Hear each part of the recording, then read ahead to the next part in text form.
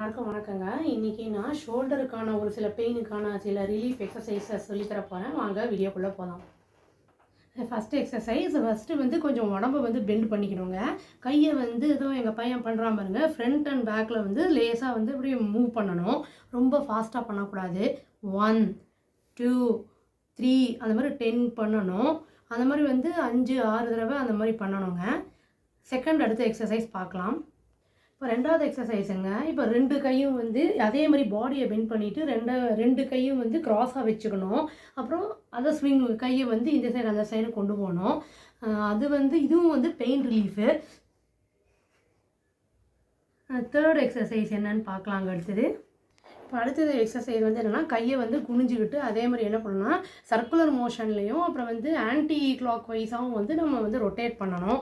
அது தனித்தனியாகவும் பண்ணலாம், இல்லாட்டி நீங்கள் வந்து ஒன்றாவும் சேர்த்து பண்ணலாம்.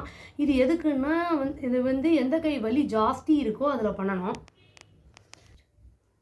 இது வந்து நம்ம பெயின் இருக்கிற கைக்கு மட்டும் பண்ணலாம். பெயின் இல்லாத கைக்கும் பண்ணிங்கன்னா அந்த பெயின் வராமல் ரிலீஃப் வந்து கிடைக்கும், உங்களுக்கு ப்ரிவென்ஷனாக இருக்கும். இது வந்து மசிலை வந்து ஸ்ட்ரென்தன் பண்ணுறதுக்கான எக்ஸசைஸ் இதெல்லாம்.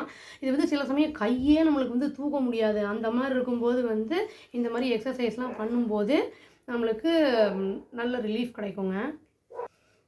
இது நிறைய எக்ஸசைஸ் இருக்குங்க. இது வந்து நான் நெக்ஸ்ட்டு ஒரு 3-4 செஷன்ஸில் இருந்தால் நான் உங்களுக்கு சொல்லித்தரேன். இது வந்து எனக்கு வந்து டாக்டர் சொல்லிக் கொடுத்தது, யோகா, ஜிம் இதெல்லாம் போனதுனால இந்த மாதிரி எக்ஸசைஸ்லாம் எனக்கு தெரியுங்க. அவ்வளோதான். Thank you. Please to like, share and subscribe our channel and click the all option and tap the bell icon. Thank you.